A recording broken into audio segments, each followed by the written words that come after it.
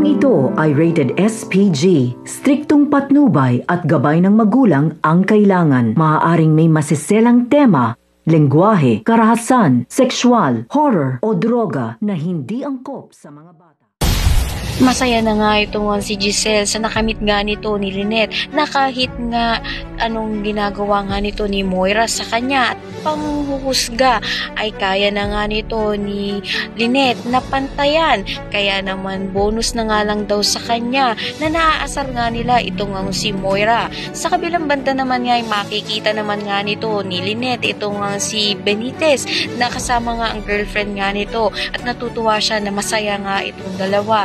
Subalit hindi nga natuwa ito nga si Doc Benitez nang makita niya nga ito nga si Lynette dahil nga alam naman nga niya na magiging masaya rin naman daw ito nga si Lynette kapag nga pinili nga nitong maging masaya na sagutin na nga lang siya. Subalit hanggang ngayon sarado pa rin nga ang puso nga nito ni Lynette kay Doc Tanyag nga lang. Samantala magugulantang naman ang lahat dahil nga nang tawagin na nga itong si Moira sa stage ay mabubuhusan nga siya ng malagkit na likido na sariling tagagawa na nga rin niya.